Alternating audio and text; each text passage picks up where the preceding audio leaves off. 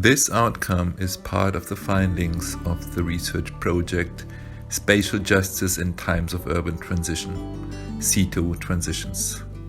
Our research from August 2017 till November 2020 was funded by the UK's Department for International Development through its East Africa Research Fund. In order to understand how complex urban land markets influence spatial justice within the current urban transition in East Africa, we studied 4 cities in Uganda and Somaliland as and within integrated systems of given political economies. Now, understanding what determines prevailing land market prices is key to policymakers' ability to intervene in the land market. Urban land is largely a finite resource, and prices are determined by demand and supply of land in a given location for a given use. However, in East African cities, there tends to be an absence of comprehensive land market information. In particular, there's a lack of data on land prices and how those prices vary between neighbourhoods characterised by different land uses, types of housing, both formally and informally developed at different levels of intensity, and how those prices vary by geographic location, in particular distance to the city centre. Now, prices are an immensely efficient signal of communicating information on both demand and supply. And data on both land prices and housing affordability provide signals that can help policymakers intervene more effectively in order to ensure land is allocated efficiently and suitably for different uses and for the different needs of local communities and businesses. Now, in a complex land market where transactions are managed in a largely non-transparent manner through the use of intermediaries such as brokers, prices can fluctuate wildly according to buyers and sellers' circumstances, and a lack or asymmetry of market information tends to benefit the few to the detriment of the many.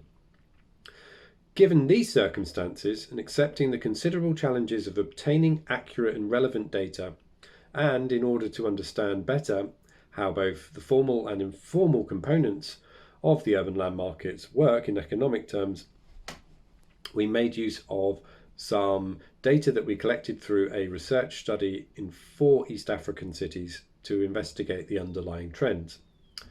For the purpose of this study, we obtained information on rental values through a household survey in the 4 cities, and this could then be correlated with other physical attributes of the land that we identified through a spatial assessment in the same cities.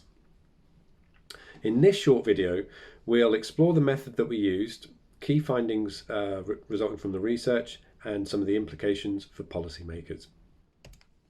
So, where direct evidence of prevailing land values is scarce or unreliable, we wanted to develop a model or a method for estimating land values that policymakers and others with an interest in urban land markets could replicate.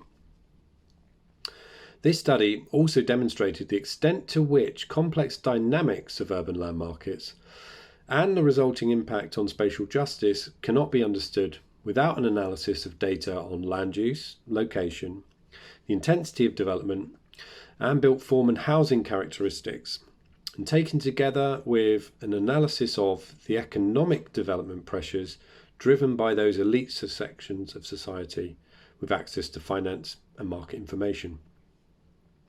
In this example, we focus on Kampala, the largest city in Uganda, and the economic and commercial hub. We investigate 2 neighbourhoods to compare and contrast estimated land values. The flowchart shown here summarises the valuation approach adopted in this study. By combining potential rental income and housing values as reported in a targeted household survey undertaken for this study, and combining that with current yield information from real estate information found online, we also linked to physical characteristics of various settlement types that we mapped through a spatial assessment using satellite data and geographic information systems. This then allowed for estimates on land values from different neighbourhoods to be generalised and then broadened to reflect similar neighbourhoods elsewhere in the city. The tools and methods and data used here were all open source by and large, and the methodology was designed to be easily replicable in other cities, particularly those with limited market information on properties, both land and housing prices. Where we were able to obtain some limited market information in Kampala, this was mainly at the upper end of the formal market. Now, these have been used for comparative purposes. The method presented here, though, is designed to be used with limited or at least the best available market information and can be supplemented over time to increase the accuracy of the model. In this section, we compare the potential rental value of two different settlement areas located in central Kampala through the perspective of a developer, using the limited data available. A combination of research methods was employed to produce the study. A spatial analysis provided information on land uses and 4 different housing areas were identified. Roughly speaking, type A, shown in red, relates to high-income areas, while type C and D, in light blue and blue, relate to low and very low-income areas. Population estimates were derived from the spatial assessment undertaken early on the research project, and secondary data provided information on rents paid by residents and also data on property prices. Both areas are located at a similar distance from the central business district of Kampala, although they present contrasting physical characteristics. Kololo 4 is located just to the northeast of the CBD in the historical colonial settled area. The area is classified as type A and inhabited by very high-income people. The second area of the comparative analysis is called Kisenji 3 and is located just south of the CBD. Kisenji 3 is at the opposite end of the income spectrum and is mostly occupied by very low-income people. Variation in housing rental at the top and bottom end of the housing spectrum is extreme. In the 2 Kampala case studies, the average rentals varied by a factor of 83. Taking into account housing and population density, however, the variation in the potential for generating property income from the land is considerably narrower.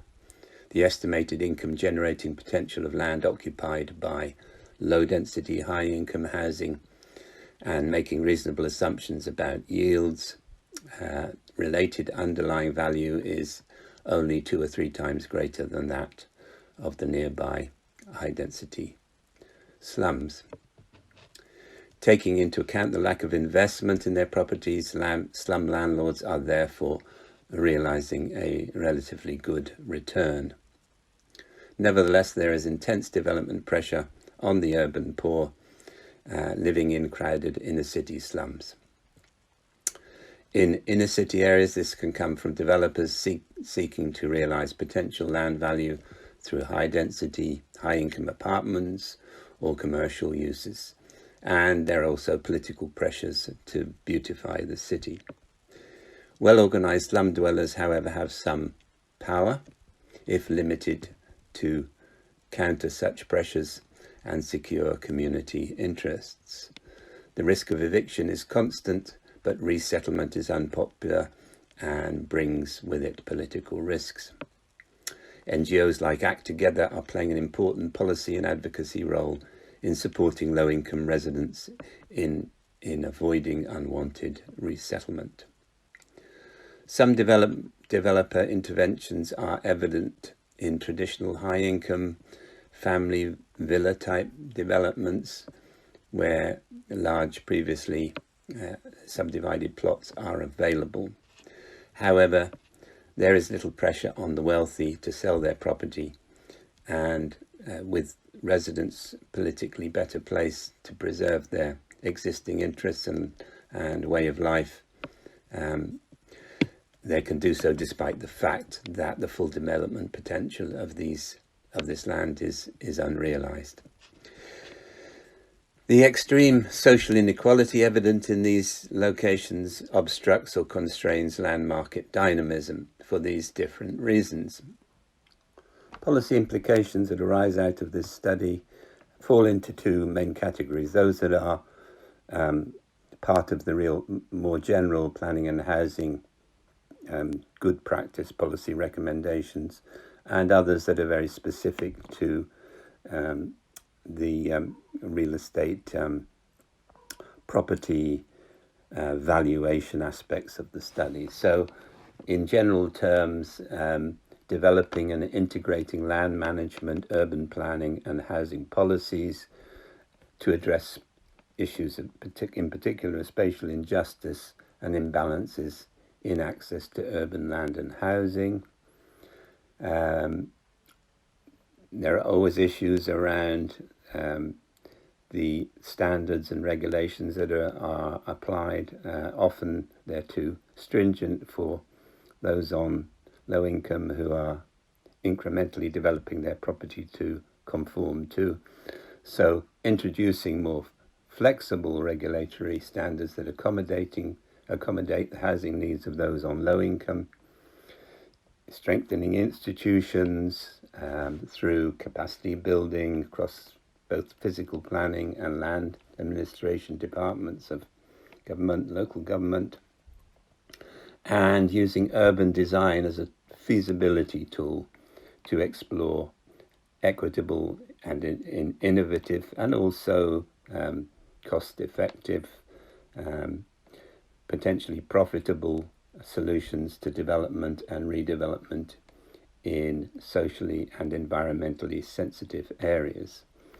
Then, in terms of the real estate industry, aiming to professionalize and integrate the informal brokering side of things in order to build trust and transparency that arises out of a professional ethos, to deepen and broaden the understanding of land market dynamics, to address the need for improved real estate, property, land market and socio-economic information, basically better data on land markets, including household survey data from low-income areas, and also to build on existing government efforts in Uganda, aiming at standardizing land valuation methods. These are primarily related to compensation calculations, but it could also be generalized, particularly using a comparison or residual income approach to more general market appraisal and market information, negotiation, and a more equitable operation of the land markets.